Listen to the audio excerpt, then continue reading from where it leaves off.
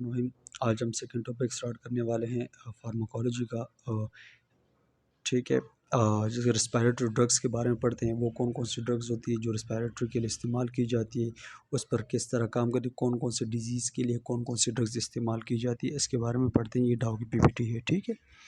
अच्छा, ये ड्रग्स हम इसलिए पढ़ते हैं कि एंटी हिस्टामिन ड्रग्स क्या होती है, इसका मोड ऑफ एक्शन क्या है, मैकेनिज़्म क्या है, इसके बारे में पढ़ते हैं।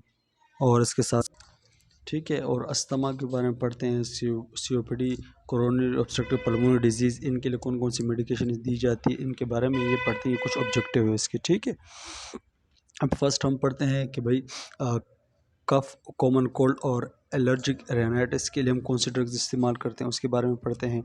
जो जो कॉमन कोल्ड, कफ और एलर्जिक रेनाइटिस के लिए जो ड्रग्स इस्तेमाल की जाती है उसको हम एंटीट्यूसिव ड्रग्स कहलाए जाते हैं। ठीक है। ये एंटीट्यूसिव ड्रग्स कहलाई जाती है, ये हम इसके लिए इस्तेमाल करें। इस एंटीट्यूसिव ड्रग्स में दो किस्म की होती है, एक नारकोटिक्स होती है, एक नॉन नारकोटिक्स।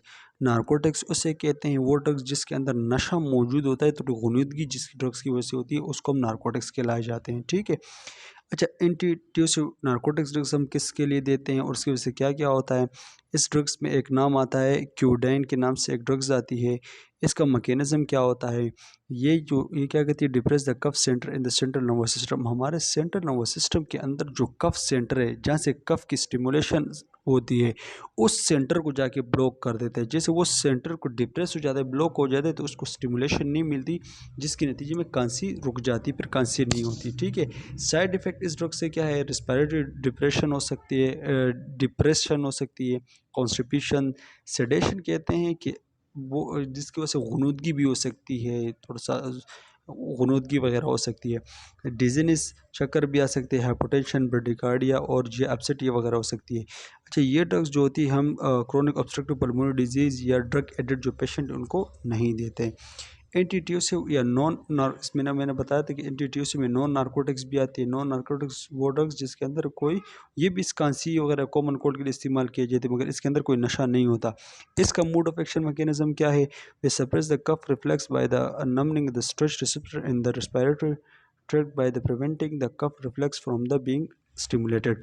ये क्या करते हैं, ये जो नॉन नारकोटिक्स ड्रग्स होती है, ये बेसिकली हमारे जो, ये भी खांसी को रोकने के लिए काम करती है, मगर किस तरह करती है, ये हमारे जो रेस्पिरेटरी ट्रैक्ट है वहाँ पर स्ट्रेचिंग रिसेप्टर मौजूद होते हैं, ये जाके उस रिसेप्टर को ब्लॉक करती है, जिसकी वजह से उस रिसेप्टर को स्टिमुलेशन नहीं मिलती। जब उसको स्टिमुलेशन नहीं मिलती तो उसके नतीजे में खांसी वगैरह नहीं होती।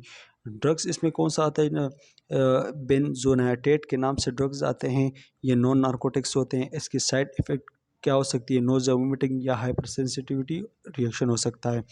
अच्छा, एंटीट्यूसिव ड्रग्स जब हम देते हैं तो उसका नर्सिंग केयर क्या होगा, कहते हैं because the cough is a protective mechanism. ये कहते हैं पूरे खांसी जो है ये एक प्रोटेक्टिव मैकेनिज्म, ये हमारे लिए एक फ़ायदेमंद भी है। एंटीट्यूसिव जो ड्रग्स होते हैं is very question only when a cough interferes lot with the patient ADLs। कहते हैं ये खांसी जो होती है बेसिकली हमारा प्रोटेक्टिव मैकेनिज्म है, मगर इस खांसी की वजह से अगर किसी इंसान के डेली लाइफ के अंदर वो ये खांसी उसको तंग कर रही है, काम करने नहीं दे रही है, जो डेली लाइफ की एक्टिविटीज़ होती है वो उन पे काम करने नहीं दे रही, उसकी वजह से खांसी की वजह से वो तंग हो रहे होते हैं, उस पेशेंट को हम इन डिटेल से ये मेडिसिन देते हैं कि वो खांसी उसको काम करने में तंग ना करे। अच्छा, जब ये जो एंटीट्यूसिव ड्रग्स देते हैं तो पेशेंट को हम बताएंगे कि भाई आपने इसके साथ अल्कोहल नहीं इस्तेमाल करना है, ना कोई ऐसी CNS सेंट्रल नर्वस सिस्टम को डिप्रेस करने वाली ड्रग्स इसके साथ इस्तेमाल नहीं करनी है। जब भी हम मेडिकेशन देंगे तो उससे पहले और उससे बाद रिस्पिरेटरी असेसमेंट करेंगे, और पेशेंट को explain the patient with the sedation in the common side effect, और पेशेंट को बताएंगे कि इसकी ड्रग्स की वजह से गुनूदगी वगैरह हो सकती है, इससे आप लोगों को घबराने की ज़रूरत नहीं है। और जब भी आप ये ड्रग्स इस्तेमाल करें तो इसके टाइम आप लोगों ने ड्राइविंग से अवॉइड करना है, और उसके साथ ऐसी एक्टिविटी ना करें जो आपको नुकसान दे सकती है, जैसे कि फॉर एग्जांपल छुरी वगैरह का इस्तेमाल या ऐसे इस चीज़ों का इस्तेमाल ना करें, क्योंकि आप नशे में होते हैं, आपको पता नहीं है, तो आपको नुकसान हो सकता है। अच्छा, take codeine with a milk food and GI upset. कहते हैं ये जो कोडाइन जो होते हैं नारकोटिक्स ड्रग्स वाली, ये आपने जब भी इस्तेमाल करनी है मिल्क और फूड के साथ इस्तेमाल करनी है, क्योंकि इसकी वजह से GI अपसेट हो सकती है अगर आप इसको मिल्क और फूड के साथ इस्तेमाल ना करेंगे तो। Do not take the drugs and over the counter and without prescription. कहते हैं कि ये जो एंटी THC ड्रग्स होती है बगैर प्रिस्क्रिप्शन के आप लोगों ने इस्तेमाल नहीं करनी। ओवर द काउंटर का मतलब आपने खुद से जाके स्टोर से नहीं लेनी। अच्छा, एंटी हिस्टामिन, पहले तो हिस्टामिन समझ लें। हिस्टामिन क्या होते हैं? हिस्टामिन एक ऐसी चीज़ होती है, ऐसे कंपाउंड होते हैं, ठीक है, जब हमारी बॉडी में इन्फ्लेमेटरी रिस्पॉन्स होता है तो उसके नतीजे में हिस्टामिन रिलीज़ होती है और ये हिस्टामिन एलर्जी क्रिएट करते हैं। अच्छा, एंटी हिस्टामिन वो ड्रग्स होते हैं जो हिस्टामिन के फंक्शन को, उसके एक्शन को रोकती है। इसके एंटी हिस्टामिन में दो आते हैं, फर्स्ट जनरेशन, सेकंड जनरेशन, दोनों का काम एक ही जैसी है, मगर इसमें एक है जो नशे गुनूदगी की दिला सकती है, दूसरी ऐसी है जिसके अंदर नशा वगैरह नहीं होता। जो फर्स्ट जनरेशन होती है ये हिस्टामिन के रिसेप्टर को ब्लॉक करती है, उसके अगेंस्ट काम करती है, एंटागोनिस्ट मतलब उस हिस्टामिन के अगेंस्ट काम करती है। और इस ड्रग्स के जो आते हैं नाम के बेनाड्रिल या फिनरगन वगैरह, और ये ड्रग्स इस्तेमाल करने के बाद ग्रेटर ड्राउनेस मतलब गुनूदगी वगैरह हो सकती है। इस तरह सेकेंड जनरेशन की बात कर रहे हैं, ये भी हिस्टामिन 1 रिसेप्टर जो होते हैं उसके अगेंस्ट काम करती है, उसको काम करने नहीं देती, ठीक है। इसके लेस सेडेटिंग इफेक्ट, इसमें गुनूदगी वगैरह नहीं होती। इसकी जो मेडिसिन आती है टेलीफास्ट या ज़ायरेटिक। इसका मैकेनिज्म ऑफ एक्शन की बात करें, anti histamine the drugs block the action of the histamine. ये ड्रग्स क्या करती है? हिस्टामिन की जो एंटी हिस्टामिन वो ड्रग्स है जो हिस्टामिन के एक्शन को ब्लॉक कर देती है। हिस्टामिन का ये compound release the allergic inflammatory reaction. ये हिस्टामिन क्या होता है? ये इन्फ्लेमेटरी रिएक्शन की वजह से ये कंपाउंड रिलीज़ होता है और इस हिस्टामिन की वजह से क्या होता है? ये मीडिएट करता है हाइपर सेंसिटिव। इस हिस्टामिन की वजह से स्नीजिंग होती है, ईचिंग वगैरह होती है और इस हिस्टामिन की वजह से एंटीकोलिनर्जिक एक्टिविटीज़ भी होती है। एंटीकोलिनर्जिक एक्टिविटीज़ क्या होती है? Decrease the parasympathetic responses. जो हमारी बॉडी सिंपैथेटिक पैरासिम्पैथेटिक रिस्पॉन्सेज होती है वो क्या हो जाता है? डिक्रीज़ हो जाती है, जिसकी वजह से हमारे ब्रोंको डायलेशन हो जाती है, decrease the secretion and causing renal nasal conjunction वगैरह काज हो सकती है। जब हम एंटी हिस्टामिन देते हैं तो इनकी वजह से ये सारी कंडीशन जो होती है रुक जाती है, फिर इंसान को कोई तकलीफ़ नहीं होती। अच्छा, ये इसको इंडिकेट फॉर द कॉमन, इसमें कॉमन कोल्ड या एलर्जिक रेनाइटिस के लिए हम इस एंटी हिस्टामिन यूज़ करते हैं। एंटी हिस्टामिन की बात करें फिर से वही बात हो रही है कि इनके में कुछ ड्रग्स ऐसे होते हैं जिसके अंदर ये एंटी हिस्टामिन कुछ ऐसे ड्रग्स होते हैं जिसके अंदर एंटीकोलिनर्जिक एक्टिविटीज़ वाले काम होते हैं जो कि पैरासिम्पैथेटिक नर्वस सिस्टम को डिप्रेस करती है, जिसकी वजह से हमें वो तकलीफ हो सकती है। तो वही बात दोबारा रिपीट की गई है इसमें। साइड इफ़ेक्ट क्या है? इसकी वजह से एंटी हिस्टामिन जब हम खाते हैं तो इसकी वजह से ड्राई माउथ होगा, डिक्रीज द सिक्रीशन, मैंने आपको बताया था कि फिर डिक्रीज सिक्रीशन होगी। और चाहे हीमोडायनेमिक इंस्टेबिलिटी, हीमोडायनेमिक इंस्टेबिलिटी का मतलब ट्रकीकार्डिया हो सकती है, इंक्रीज बीपी भी हो सकता है, हेडेक, डिजीनेस वगैरह हो सकती है। कॉन्ट्रा इंडिकेशन है नोरेंगल ग्लूकोमा। ये ग्लूकोमा जो होती है आई की डिजीज़ हो, जब उसके जो वेसल्स वगैरह बिल्कुल वो हो जाते हैं तो उनको भी हम ये नहीं देते हैं। Sensitive to the antihistamine prostate. अच्छा, कहते हैं कि एंटी हिस्टामिन की वजह से किसी को एलर्जी वगैरह हो उनको भी हम ये नहीं दे सकते, प्रोस्टेट हाइपरट्रोफी में भी नहीं दे सकते हैं, और इन चीज़ों में ये हम इस्तेमाल नहीं करते हैं। अच्छा, एक्सपेक्टोरेंट का मतलब क्या है? कहते हैं एक्सपेक्टोरेंट, ये भी एक ड्रग्स है।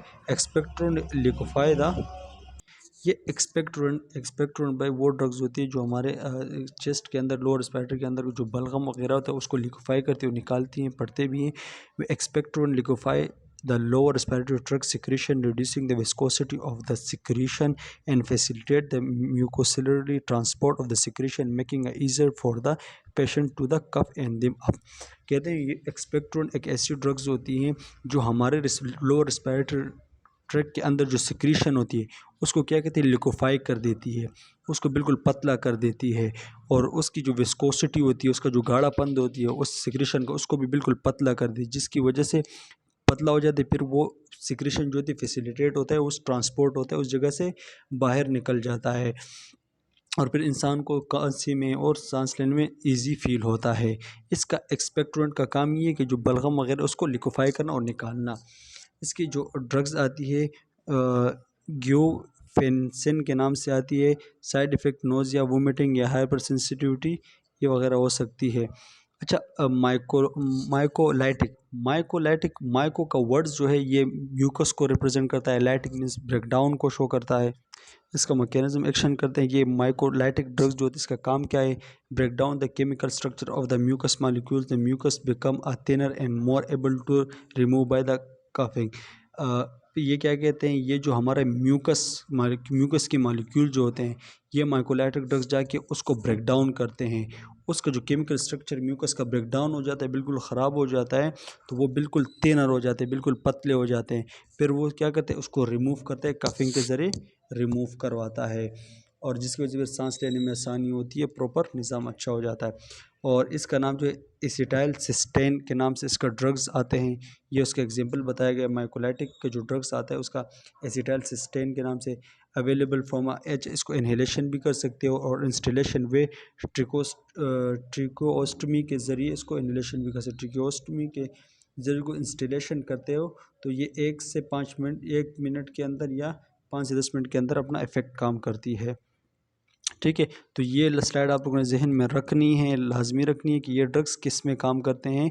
वो ड्रग्स जो म्यूकस के जो मॉलिक्यूल्स है उसको बिल्कुल केमिकल स्ट्रक्चर को बिल्कुल ख़राब करे, ब्रेक डाउन करे, वो म्यूकोलाइटिक ड्रग्स होती है। ठीक है, अच्छा, म्यूकोलाइटिक ड्रग्स की साइड इफ़ेक्ट की बात करते हैं। ठीक है, ये चेस्ट टायर्डनेस वगैरह महसूस सकती है, माउथ एंड थ्रोट इरिटेशन वगैरह हो सकती है क्योंकि वो सिक्रेशन वगैरह बाहर आएगी, vomiting, increase amount of the bronchial secretion, ये सारी चीज़ें करवा सकते हैं। Nursing chest physiotherapy and suctioning after the admission of the mucolytic, जब माइकोलाइटिक देते हैं तो सक्शनिंग वगैरह भी करते हैं, सिक्रेशन वगैरह को बाहर निकालना सक्शनिंग मशीन के ज़रिए, ये भी कर सकते हैं। और counsel the patient of the mucolytics have a disagreeable odour that soon disappear, ये भी पेशेंट को बताना है कि ये जो ड्रग्स होती है इसकी वजह से बहुत गंदी स्मेल वगैरह भी आ सकती है, तो परेशान होने की ज़रूरत नहीं है। Clean the patient face and after dissemination is the acetylcysteine में भी स्टिकनेस, कहते हैं stickiness of the face when the administered by the face mask of the nebuliser, ये जो माइकोलाइटिक ड्रग्स होती है ये हम क्या कहते हैं फेस मास्क या नेबुलाइजर के थ्रू लगाते हैं। जब वो लग जाए तो इसके अंदर ये एबिलिटी होती है कि जब लगती है तो ये हमारे फेस पे भी स्टक हो जाती है, तो इस आफ्टर नेबुलाइजेशन अपने फेस को भी साफ़ करना है। अभी कहते हैं drugs use for the obstructive pulmonary disease, वो कहते हैं ऑब्स्ट्रक्टिव पल्मोनरी डिजीज़ के लिए हम कौन कौन से ड्रग्स इस्तेमाल करते हैं। ठीक है, ऑब्स्ट्रक्टिव डिजीज़ कौन कौन सी होती है, अस्थमा हो गया, COPD हो गया, chronic obstructive pulmonary disease, emphysema. Emphysema क्या होती है, एम्फीसीमा हमारी एल्वोलाई की डिजीज़ होती है, जब हमारा एल्वोलाई प्रॉपरली इन्फ्लेट और डिफ्लेट ना, मतलब फूलना और ख़ाली होना उसका काम है, हवा से भरना और ख़ाली होना, जब वो प्रॉपरली वो ना हो रहा हो तो उस कंडीशन को हम क्या कहते हैं, एम्फीसीमा कहलाया जाता है। और ब्रोंकाइटिस, ब्रोंकाई के अंदर जब इन्फ्लेमेशन है, ब्रोंकाइटिस, तो ये चारों के चारों जो हैं ये बेसिकली ऑब्स्ट्रक्टिव डिजीज़ कहलाई जाती है। अच्छा, ये होती किस वजह से है, इसके अंदर increase the mucus production, mucus की प्रोडक्शन की वजह से ऑब्स्ट्रक्शन आ सकती है, या construction of the smooth muscle जिसको ब्रोंको कंस्ट्रक्शन, उसकी वजह से भी, या इन्फ्लेमेशन ऑफ म्यूकोसा, इनकी वजह से ऑब्स्ट्रक्टिव आ सकती है। Obstructive disease, obstructive inflammatory disease of airway are the characterize by, अच्छा इसमें बताया कि उसके फिर क्या क्या करेक्टरिस्टिक्स है वो बताया। Activation of the mast cell by the some allergy या exacerbating of the factor, release of the inflammatory mediation resulting, कहते हैं जब हमारे जो एयरवे होती है, यहाँ पर जो म्यूकस लाइनिंग होती है, इनके अंदर क्या होती है, जब इन्फ्लेमेशन, हमारी म्यूकस के अंदर मास्ट सेल होते हैं, ये मास्ट सेल जो होते हैं ये बेसिकली रिस्पॉन्सिबल होते हैं म्यूकस की प्रोडक्शन के लिए। मास्ट सेल जो है ये बेसिकली हमारे जो म्यूकस की लाइनिंग होती है यहाँ पर पाए जाते हैं, उस मास्ट सेल का काम है म्यूकस की प्रोडक्शन करना। जब हमारी एयरवे के अंदर इन्फ्लेमेशन ज़्यादा हो जाता है तो उसके नतीजे में क्या होता है, ये मास्ट सेल जो है ये म्यूकस की प्रोडक्शन ज़्यादा करवा देता है। जब म्यूकस की प्रोडक्शन ज़्यादा होती है तो फिर सांस लेने में मसला होता है, बहुत सारे मसले वगैरह होते हैं। ब्रोंको कंस्ट्रक्शन भी इसकी वजह से, ब्रोंको कंस्ट्रक्शन भी ये एक साइन है उसका, इन्फ्लेमेशन या म्यूकोसल एडिमा, इनकी वजह से ऑब्स्ट्रक्शन हो सकती है। ऑब्स्ट्रक्टिव डिजीज़ के लिए हम कौन कौन से ड्रग्स इस्तेमाल करते हैं, ब्रोंकोडायलेटर, वो ड्रग्स जो ब्रोंकाई जो होती है उनको डायलेट करें, उनको हम ब्रोंकोडायलेटर्स कहलाए जाते हैं। जब ब्रोंकाई डायलेट होगी तो इजीली एयर वगैरह अंदर जाएगी और इजीली इनहेलेशन भी होगी, एक्सहेलेशन भी होगी, तो इंसान नॉर्मल रहेगा। अच्छा, ब्रोंकोडायलेटर के ड्रग्स कौन कौन से आते हैं, उसे बीटा 2 रिसेप्टर एगोनिस्ट आते हैं, और थियोफाइलिन या अमाइनोफाइलिन एंटीकोलिनर्जिक वगैरह, या ल्यूकोट्रेन एंटागोनिस्ट, या इनहेलेड ग्लूकोकोर्टिकॉइड, या मास्ट सेल स्टेबलाइज़र। इन चीज़ों को, ये इनका भी आगे हम डिस्कस करते हैं कि अच्छा, अभी हम आगे इसको डिस्कस करते हैं। अच्छा, ब्रोंकोडायलेटर्स मैंने आपको लास्ट में बताया था, जिसमें बीटा 2 रिसेप्टर एगोनिस्ट आता है। This receptor are the found in the airway, uterine and a vascular और smooth muscle. Activation of this receptor result the relaxation of the smooth muscle and the dilator. जैसे beta 2 receptor जो होते हैं हमारे airway वगैरह पे पाए जाते हैं, एयरवे जो होती है वहाँ पे पाए जाते हैं, वेसल पे स्मूथ मसल्स पे पाए जाते हैं। जैसे बीटा 2 रिसेप्टर एगोनिस्ट जब हम कहते हैं तो ये क्या कर देते हैं, इस रिसेप्टर को एक्टिवेट कर देते हैं।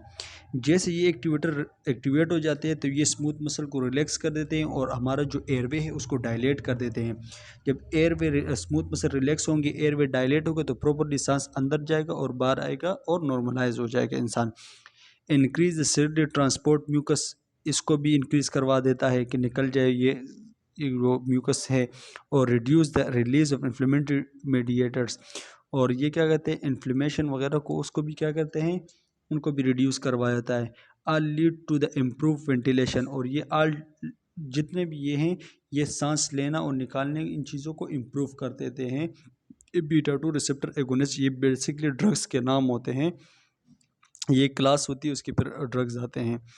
अच्छा, these drugs are not a very selective term of beta 2 receptor activation. There may be produce some side effect lead to beta 1 activation. ये ड्रग्स की इन ड्रग्स जो बीटा 2 रिसेप्टर एगोनिस्ट जो होते हैं इनके भी कुछ साइड इफ़ेक्ट है।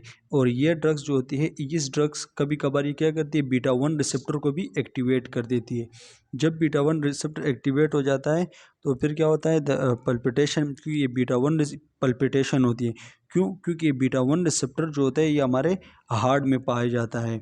With palpitation if the beta 1 receptor get stimulate in heart, क्योंकि ये बीटा 1 रिसेप्टर हार्ट में पाई जाती है, हार्ट को स्टिमुलेट कर देते हैं जिसकी वजह से पल्पिटेशन होती है। और ट्रमर्स बीटा रिसेप्टर, क्योंकि हमारे जो स्केलेटल मसल्स हैं वहाँ पर बीटा रिसेप्टर पाए जाते हैं, ये बीटा रिसेप्टर वहाँ पर स्टिमुलेट होंगे तो क्या ट्रमर्स वगैरह होगी। और पेरिफेरल वेसल डायलेशन, हाइपोटेंशन भी हो सकती है, क्योंकि बीटा 2 एक्टिवेशन, और बीटा 2 एक्टिवेशन के वजह से हमारे पेरिफेरल जो वेजो डायलेशन है वो भी, वेसल्स होते हैं वो भी डायलेट हो जाते हैं, और उसकी वजह से हाइपोटेंशन में भी पेशेंट जा सकता है। एग्जाम्पल अगर हम बीटा 2 रिसेप्टर की एग्जाम्पल बात करें, कौन कौन से मेडिसिन आते हैं, सल्बुटामोल और सल्मेटोरोल और ट्रेब्यूटालाइन, ये मेडिसिन नाम है। और नर्सिंग केयर क्या है भाई, assist the respiratory status for the improvement, ये देखिए भाई हम ड्रग्स इस्तेमाल कर इस वजह से कितनी इम्प्रूवमेंट हुई है। Monitor ABGs, monitor liver function test, ये सारी चीज़ें हमने देखनी है। ब्रोंकोडायलेटर अभी हमने उसमें एक पढ़ा था, कौन सा, बीटा 2 रिसेप्टर एगोनिस्ट। अभी उसी ब्रोंकोडायलेटर में हम थियोफाइलिन और अमाइनोफाइलिन के बारे में पढ़ते हैं। इसका मैकेनिज्म ऑफ एक्शन क्या है, bronchodilation through the smooth muscle relaxation. जैसे हम थियोफाइलिन या अमाइनोफाइलिन कहते हैं तो ये हमारे स्मूथ मसल को क्या कर देते हैं, रिलैक्स कर देते हैं। जैसे वो रिलैक्स होते हैं तो वो ब्रोंकोडायलेशन होती है, वो फैल जाते तो सांस लेने में आसानी होती है। मगर इस थियोफाइलिन और अमाइनोफाइलिन का जो स्पेसिफिक मैकेनिज्म है वो अननोन है, उसका कोई पता नहीं, जितना पता लगा है वो यही काम करता है। Also increase the mucociliary transport of the secretion, जो सिक्रीशन होता है म्यूकस उसको भी बाहर निकालता है। Use in the treatment for the acute severe asthma attack, और ये ब्रोंकोडायलेटर के अंदर जो ये थियोफाइलिन और अमाइनोफाइलिन है ये हम सीवियर और एक्यूट अस्थमा अटैक में भी इस्तेमाल करते हैं। इस ब्रोंकोडायलेटर्स आगे दोबारा दूसरे जो ड्रग्स है एंटीकोलिनर्जिक, ये produce until the cholinergic activities bronchodilation during the acute attack. कहते हैं ये इस ड्रग्स जो एंटीकोलिनर्जिक ड्रग्स जो होते हैं ये एंटीकोलिनर्जिक एक्टिविटीज़ करता है। ये क्या करते हैं, ब्रोंको डायलेशन करते हैं, ब्रोंकाई जो होती है उसको डायलेट कर देते हैं। एक्यूट अटैक जब होता है तो उसके दौरान जब हम एंटीकोलिनर्जिक देते हैं तो ये क्या करते हैं, उस ब्रोंकाई को डायलेट कर देता है, ब्रोंको डायलेशन करता है, जिसकी वजह से फिर सांस लेने और निकालने में ईजी होती है। It affect the receptor of the autonomic nervous system by the blocking the effect of acetylcholine resulting the reduce the bronchial constrictive and decrease the mucus production। अच्छा, ये क्या कहते हैं, मैंने आपको लास्ट बताया था, ये क्या कहते हैं, पैरासिम्पैथेटिक जो वो है वो नर्वस सिस्टम है उसको एक्टिवेट करवा देता है। जैसे ही हम ये एंटीकोलिनर्जिक आते हैं तो ये हमारे एसिटाइल कोलाइन जो होते हैं ऑटोनोमिक नर्वस सिस्टम का जो वो है, ये उस एसिटाइल कोलाइन का जो इफेक्ट है, उसका जो मैकेनिज्म है, उसको ब्लॉक कर देते हैं एंटीकोलिनर्जिक ड्रग्स। जैसे एसिटाइल कोलाइन ब्लॉक हो जाते हैं तो उसके नतीजे में क्या होता है, पैरासिम्पैथेटिक नर्वस सिस्टम एक्टिवेट हो जाता है और वो क्या कर देता है, हमारे ब्रोंकियल को क्या कर देता है, वो डायलेट कर देता है। ब्रोंकियल की जो कंट्रक्शन होती है उसको क्या कर देता है, उसको डायलेट कर देता है, उसको कंट्रैक्ट होने नहीं देता। क्यों नहीं होने देता? क्योंकि एसिटाइल कोलाइन जो पहले से ब्लॉक हो गया, एसिटाइल कोलाइन ब्लॉक है तो जिसके नतीजे में क्या होता है, जो ब्रोंकल कॉन्ट्रक्शन है वो भी रिड्यूस हो जाती है और डिक्रीज म्यूकस प्रोडक्शन भी डिक्रीज हो जाती है और सांस इजीली वेंटिलेशन पर होती है। इसकी वजह से ड्राई माउथ भी हो सकता है। ठीक है, ये साइड इफेक्ट है। डिक्रीज द सिक्रीशन की वजह से ड्राई माउथ हो सकता है। यूरिन रिटेंशन, ब्लडर स्पिनिचर स्पाज्म, जो ब्लडर स्पिनिचर होते हैं, इंटरनल ब्लडर स्पिनिचर जो होते हैं वो ब्लॉक हो जाते हैं, जिसकी वजह से यूरिन भी रिटेंशन रुका रहता है। अच्छा, होमोडायनामिक इंस्टेबिलिटी मतलब ट्रैकिकार्डिया और इंक्रीज बीपी भी इसकी वजह से, कॉन्स्टिपेशन, हेडेक, डिजीनेस, ये सारी चीज़ें ये साइड इफ़ेक्ट है एंटीकोलिनर्जिक ड्रग्स की वजह से हो सकती है। एग्जांपल की अगर बात करें, एप्रोट्रोपियम ब्रोमाइड ये ड्रग्स के नाम है। नर्सिंग केयर, एंटीकोलिनर्जिक की नर्सिंग केयर की बात करें, रेस्पिरेटरी असेसमेंट करेंगे, instruct patient to avoid before and medication administer to avoid urine retention. अच्छा, जब भी एंटीकोलिनर्जिक ड्रग्स देंगे तो पेशेंट को पहले बोलेंगे अपना जो यूरिन है वो बिल्कुल खाली करें, मसाना खाली करें, क्योंकि इसकी वजह से यूरिन रिटेंशन नहीं थी, तो आपने पहले मसाना खाली करना है। और warn a patient to avoid sparing of the medication into eyes. जब भी आप इसकी स्प्रेइंग करेंगे, इसके जो एंटीकोलिनर्जिक ड्रग्स जो होते हैं इसका स्प्रे भी आता है, आपने अवॉइड करना है, अपनी आंखों पे स्प्रे ना कर दो, क्योंकि इसकी वजह से ब्लर विजन हो सकता है एंड आई पेन वगैरह भी हो सकता है। Monitor the time for the heart rate, constipation और हेडेक, ये सारी चीज़ें आप लोगों ने नर्सिंग केयर में देखनी होती है। ठीक है, ऑब्स्ट्रक्टिव डिजीज़, अभी बात है ऑब्स्ट्रक्टिव डिजीज़ के जो ड्रग्स की बात करते हैं। ठीक है,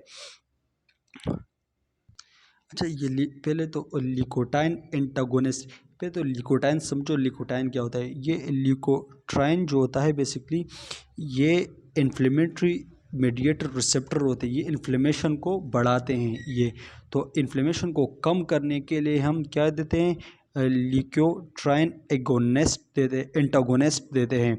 ये क्या करते हैं, inhibit the leukotriene inflammatory mediator receptor. ये लिकोट्राइन के जो रिसेप्टर है उसको ब्लॉक कर देती है।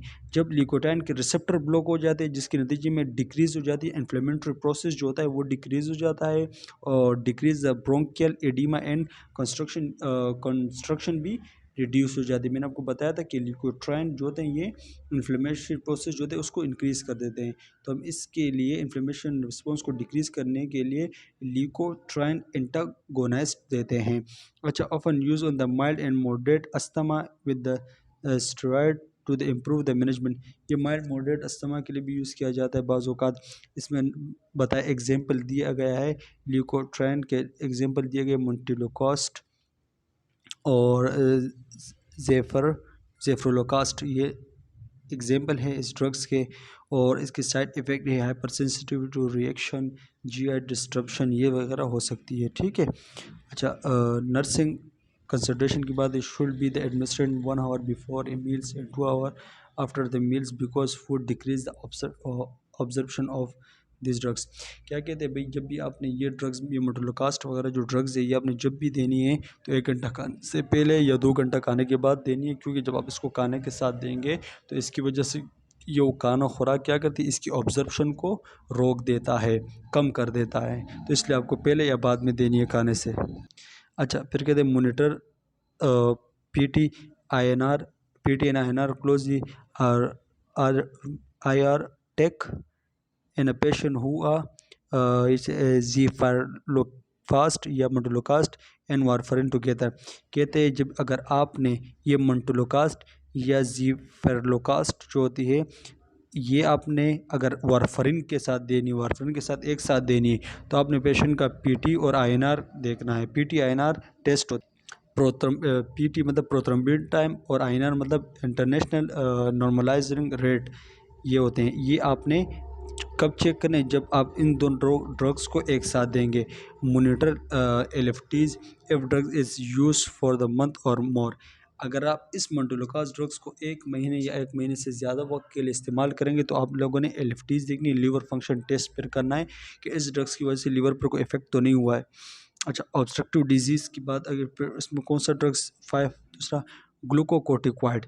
Glucocorticoid anti inflammatory effect decrease the production of the inflammation mediators. ये ग्लूकोकोर्टिकॉइड जो होते हैं इन्फ्लेमेशन को कम करने के लिए ये ड्रग्स दी जाती है। और ये ग्लूकोकोर्टिकॉइड क्या है, ये एंटी इन्फ्लेमेटरी ड्रग्स होती है, ठीक है।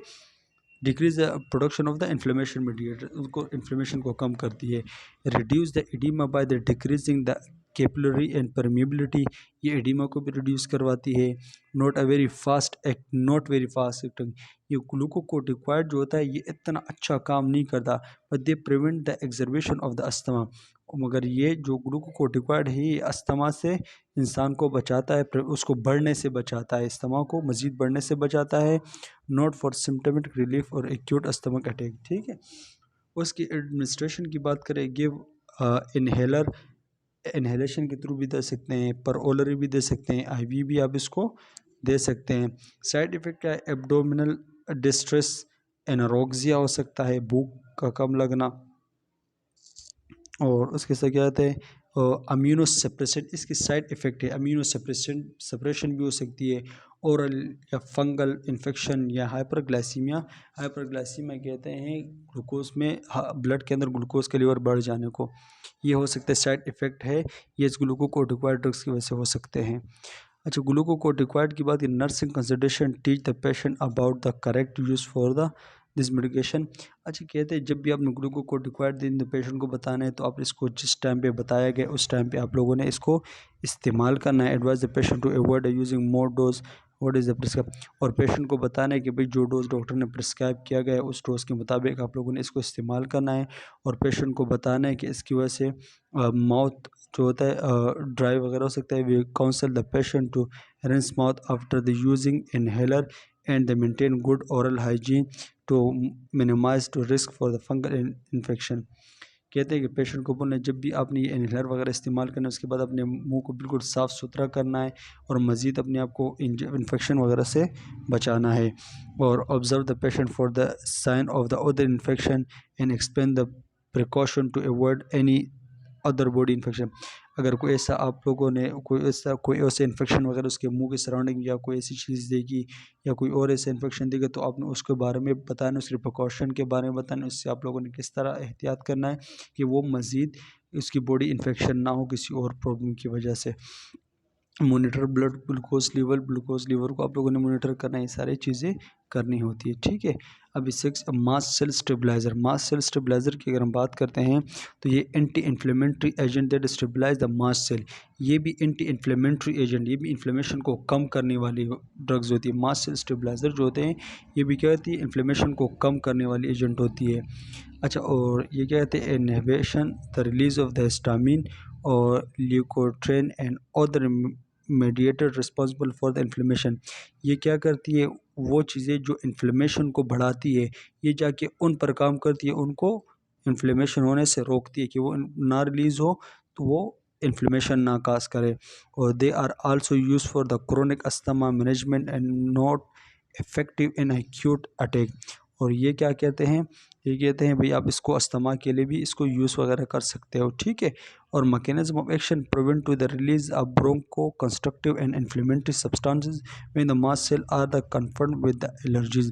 कहते हैं ये मास्ट सेल का मैकेनिज्म ये है कि ब्रोंको कंस्ट्रक्शन से बचाता है, कंस्ट्रक्टिव से बचाता है कि, और इन्फ्लेमेटरी सब्सटेंसेस जो होते हैं जो वो सब्सटेंसेस जो इन्फ्लेमेशन पैदा काज करते हैं तो उस सब्सटेंसेस से प्रिवेंट करता है हमारी बॉडी को, ठीक है।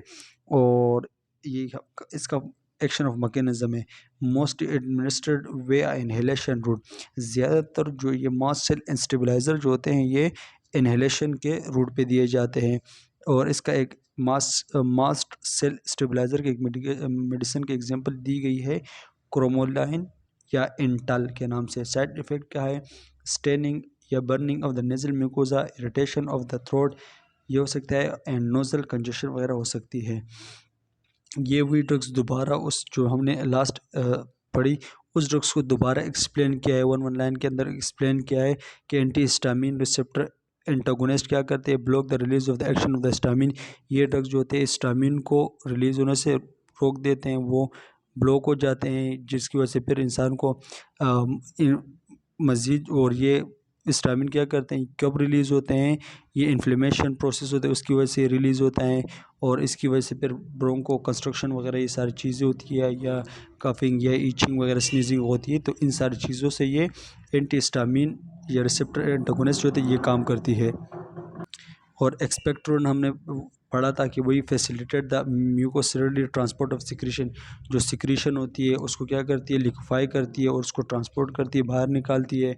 और माइकोलाइटिक ड्रग्स वही ड्रग्स होती है जो क्या करती है, जो हमारी जो liquefy the respiratory secretion in the cleaning of the airway को क्लीन करती है, वो जो रेस्पिरेटरी सिक्रीशन है तो उसको भी निकालती है। बीटा 2 रिसेप्टर की बात है, broncho dilation and relaxation of smooth muscle, जो बीटा 2 रिसेप्टर एगोनिस्ट होते हैं वो क्या करते हैं, हमारे स्मूथ मसल को रिलैक्स करते हैं और ब्रोंकाइल को डायलेशन करते हैं कि प्रॉपरली इजीली सांस वगैरह लिया जा सके। ये सारे ड्रग्स दोबारा बताई गई है, देख लो। अच्छा, एंटी ट्यूबरकुलोसिस एजेंट क्या होते हैं? एंटी ट्यूबरकुलोसिस वो ड्रग्स जो टीबी के लिए दी जाती है, एंटी ट्यूबरकुलोसिस ड्रग्स कहलाई जाती है। ट्यूबरक्यूलर एजेंट ये भी कह सकते हैं इसको, ठीक है, एंटी ट्यूबरकुलोसिस भी कहलाया जा सकता है। कहते हैं इसका शॉर्ट फॉर्म टीबी है खास बात। और ये टीबी किस वजह से होता है, ये माइकोबैक्टीरियम ट्यूबरकुलोसिस, ये एक बैक्टीरिया का नाम है, इसकी वजह से होता है। और anti tubercular agent treat from the anti Mycobacterium, ये टीबी जो होते हैं माइकोबैक्टीरियम ट्यूबरकुलोसिस एक बैक्टीरिया का नाम है, इसकी वजह से होती है। और इसको ट्रीट करने के लिए एंटी ट्यूबरकुलोसिस ड्रग्स दी जाती है। माइकोबैक्टीरियम इन्फेक्शन ज़्यादातर जो ये प्राइमरी इफेक्ट करता है, ये हमारे लंग्स पर इफेक्ट करता है, उसके बाद ब्रेन पे, बोन पे, लीवर और किडनी पर इफेक्ट करता है। मगर सबसे ज़्यादा माइकोबैक्टीरियम जो होता है, क्यों ये हमारे लंग्स पर इफेक्ट करता है, क्योंकि ये एनारोबिक होते हैं, इन ऑक्सीजन में ज़िंदा रहने वाले होते हैं, इनको जहाँ पर ज़्यादा ऑक्सीजन होता है वहाँ पर ये पाए जाते हैं, तो इसलिए लंग्स पर फर्स्ट इफेक्ट करती है। Mycobacterium infection tuberculosis are the covered by the droplet, ये ट्यूबरकुलोसिस जो होते हैं ये कन्वर्ट होते हैं बाय ड्रॉपलेट के ज़रिए एक इंसान से दूसरे इंसान को लगते हैं। Droplets are the explained by the coughing sneezing, जब हम खांसते हैं या स्नीज छींकते हैं तो उसकी वजह से जो हमारे खांसी के अंदर ड्रॉपलेट होते हैं वो हवा में चले जाते हैं। अगर दूसरा बंदा इस हवा, ये जो सांस लेता है और ये ड्रॉपलेट्स अगर उसके अंदर चले जाते हैं तो उनको भी ट्यूबरकुलोसिस हो सकता है। Tuberculosis bacilli then spread to other body organ blood and a lymphatic system. और ये फिर क्या होता है, ये जब अंदर चले जाते हैं तो ये लिम्फेटिक सिस्टम के ज़रिए और ब्लड के ज़रिए हमारी पूरी ऑर्गन्स में, लीवर में, किडनी में, इन जगहों पे स्प्रेड हो जाता है। इस एंटी ट्यूबरकुलोसिस एजेंट की अगर हम बात करते हैं तो आइसोनाजाइड, एथम्बोटोल और पेराजिनामाइड और रिफम्पिन और स्ट्रिप्टोमाइसिन, ये ड्रग्स इससे आते हैं, ठीक है। आइसोनाजाइड क्या होती है? Isoniazid the choice of drugs, TB के लिए बेहतर जो पहली ड्रग्स दी जाती है, लोग देते हैं, वो आइसोनाजाइड होती है। ये inhibit the formation of important fatty acid and ये क्या कहते हैं, इनहिबिशन कर the formation of the important fatty acid in the cytoplasm membrane. Mycobacteria, जो ट्यूबरकुलोसिस की जो बैक्टीरिया होती है माइकोबैक्टीरिया, ये जाके उसकी जो फैटी एसिड साइटोप्लाज्म के अंदर फैटी एसिड होते हैं उसको ख़त्म करती है, मतलब उस बैक्टीरिया को किल करती है। ये बैक्टीरिया एसिडल उसे कहते हैं, वो ड्रग जो बैक्टीरिया को मारती है उसको बैक्टीरिया एसिडल कहलाया जाता है। Will observe the GI tract and widely distribute in the body tissue and fluid. और ये ड्रग्स जो होती है फिर हमारे GI ट्रैक्ट के ज़रिए चली जाती है, वहाँ से GI ट्रैक्ट में पूरी बॉडी में, ज़्यादातर इसको ओरली दिया जाता है। और फिर ये GI ट्रैक्ट से हमारी पूरी बॉडी जो टिश्यू होती है, फ्लूइड होते हैं, वहाँ पे ये आइसोनाजाइड ड्रग्स चली जाती है और माइकोबैक्टीरियम ड्रग्स के खिलाफ काम करती है। साइड इफेक्ट क्या है? Potentially serious adverse effect include hepatotoxicity हो सकती है, ज़्यादा इस्तेमाल करने से हिपोटोक्सिसिटी हो सकती है, रीनल टॉक्सिसिटी हो सकती है और पेरिफेरल नेफ्रोपैथी हो सकती है। Nursing intervention pyridoxine, vitamin B6 should be given with the isoniazid to the maintain the peripheral neuropathy। और हम इस आइसोनाजाइड के साथ विटामिन B6 देते हैं जिसकी वजह से पेरिफेरल न्यूरोपैथी से इंसान बच सकता है, ठीक है। Monitor the liver enzyme and the renal function test, ठीक है। और इस ड्रग के साथ हम लीवर के जो एंजाइम है उसको भी मॉनिटर करेंगे, लीवर फंक्शन टेस्ट करेंगे, उसमें देखेंगे और रीनल फंक्शन टेस्ट भी करेंगे। रिफम्पिन क्या होती है भाई? रिफम्पिन ये inhibit and synthesize the RNA in the mycobacterial cell. जो माइक्रोबैक्टीरियल सेल होते हैं उसके अंदर जो आरएनए होते हैं, ये रिफम्पिन जो होती है उस आरएनए को जाके ख़त्म कर देती है, उनको रोक दे, उसकी सिंथेसिस को रोक देती है। और फिर उसकी वजह से क्या होता है, वो जो बैक्टीरिया है वो अपना काम सही से नहीं कर पाता, वो आहिस्ता आहिस्ता मर जाता है। और always use the other drugs in to the minimize the occurrence of drugs resistant organism. फिर इस ड्रग्स को जब हम अदर ड्रग्स के साथ देते हैं तो ये क्या कहते हैं, उस ड्रग्स की जो एक्शन होता है उसको मिनिमाइज कर देता है, कम कर देता है। इसलिए रिफम्पिन को हम अकेले ही देते हैं, ठीक है, अदर ड्रग्स के साथ नहीं देते हैं। अच्छा सॉरी, इसमें क्या है कि always use with other drugs के साथ हम देते हैं, क्योंकि ये और ड्रग्स की जो एक्शन होता है उसको मिनिमाइज कर देता है, कम कर देता है। साइड इफ़ेक्ट क्या है? Cause the harm causes of the harmless discoloration of the body secretion. इसकी वजह से रिफम्पिन हम जब दे दें तो इसकी वजह से हमारी जो बॉडी के अंदर जो चीज़ है वो डिस्कलरेशन हो जाती है, मगर ये इससे घबराने की ज़रूरत नहीं है। इसकी वजह से हमारा यूरिन डिस्कलरेट हो सकता है, टीयर्स आंसू डिस्कलरेट हो सकते हैं, सलाइवा जो होता है वो डिस्कलरेशन हो सकता है, स्प्यूटम या फीसिस ये डिस्कलरेशन हो जाता है, इसका कलर चेंज हो सकता है। ये साइड इफ़ेक्ट है रिफम्पिन के, मगर ये इससे घबराने की ज़रूरत नहीं है। Nursing intervention can explain to the patient that is the discoloration of the body fluid and common side effect of the temporary। वही बात दोबारा की कि पेशेंट को बताने की अगर ये चीज़ें चेंज हुई कलर तो घबराने की ज़रूरत नहीं है। इथम्बटोल की अगर हम बात करें, इथम्बटोल जो होता है ड्रग्स जो होता है ये क्या करते हैं, ये भी उस बैक्टीरिया को ख़त्म, ये भी उस आरएनए की सिंथेसिस को रोक देता है, माइक्रोबैक्टीरिया को फर्दर मेटाबॉलिज्म, उसकी मेटाबॉलिज्म जो होती है उसको भी रोक देता है, उसके आरएनए की सिंथेसिस को भी रोक देता है, जिसकी वजह से जो बैक्टीरिया फर्दर मल्टीप्लाई नहीं होती है वो मर जाती है। Major adverse effect of the optic neuritis. और इसका जो एडवर्स इफेक्ट होता है ऑप्टिक न्यूराइटिस हो सकता है, decrease the visual activity in the inability to differentiate of the red and green. इस ड्रग्स का जो इफ़ेक्ट है वो ज़्यादा हमारे आंखों पर असरअंदाज होता है। इसकी वजह से क्या हो जाता है, इंसान रेड और ग्रीन में डिफरेंशिएट नहीं कर सकता जब तक, मगर ये कंडीशन रिवर्सिबल होती है। जब इथम्बटोल आप छोड़ दोगे तो आपका नॉर्मल जो विजन है वो नॉर्मल हो जाएगा। नर्सिंग इंटरवेंशन की बात करें, assessment patient visual activity and colour differentiate ability, ये सारी चेक करेंगे। Explain the patient these and temporary and reversible side effect. और पेशेंट को बताना है ये जो कलर चेंजिंग है, विजन चेंजिंग है, ये जब आप इथम्बटोल छोड़ देंगे तो आप ठीक हो जाएंगे। Keep the sitting with in easy reach and provide the support to patient so the to prevent the injury. इन सारी चीज़ें आप लोगों ने देखनी, कोई इतना ज़्यादा मुश्किल नहीं है नर्सिंग इंटरवेंशन का। ये है पैराजेनामाइड। ये पैराजेनामाइड जो होते हैं बेसिकली, अच्छा ये पैराजेनामाइड जो होते हैं ये बेसिकली जो बैक्टीरिया है, माइक्रोबैक्टीरिया, उसको ग्राविंग, उसकी जो बढ़ने होती है, जो वो ग्राव करती है, उस ग्राविंग की एक्टिविटी को रोकता है ये पैराजेनामाइड, ठीक है। और इसका कोई एग्जैक्ट मैकेनिज्म अभी तक पता नहीं है। मेजर साइड इफेक्ट इसकी वजह से क्या होता है, हेपेटोटॉक्सिसिटी हो सकती है, नोज़िया, वोमिटिंग, और ये एक्सेसिव यूरिक एसिड लेवल भी हो सकता है। यूरिक एसिड का जो लेवल है वो भी ज़्यादा हो सकता है, ये इसके साइड इफेक्ट है। नर्सिंग केयर में check for uric acid and LFT ये देखने हैं, और ये सारी चीज़ें देखनी है। और स्ट्रिप्टोमाइसिन ये क्या है, ये अमाइनो ग्लाइकोसाइड्स होते हैं। और ये क्या कहते हैं, मेजर साइड इफेक्ट क्या है इसका, नेफ्रोटॉक्सिसिटी या ऑटोटॉक्सिसिटी, डैमेज CN8, जो हमारा CN8 होता है, अगर वो डैमेज हो जाता है तो उसको हम ऑटोटॉक्सिसिटी कहलाई जाती है। ये स्ट्रिप्टोमाइसिन की ये साइड इफ़ेक्ट है होती है, ठीक है। और नेफ्रोटॉक्सिसिटी मतलब किडनी की टॉक्सिसिटी हो सकती है। Nursing intervention obtain renal and auditory dysfunction test. ये एट क्रेनियल नर्व जो होता है ये हमारा कान से रिलेटेड होता है ना, ये हमारे जो ऑडिटरी फंक्शन होते हैं वो परफॉर्म करता है। तो हमारे ऑडिटरी और रीनल फंक्शन भी हमने इसको चेक करने हैं जब हम स्ट्रिप्टोमाइसिन देंगे।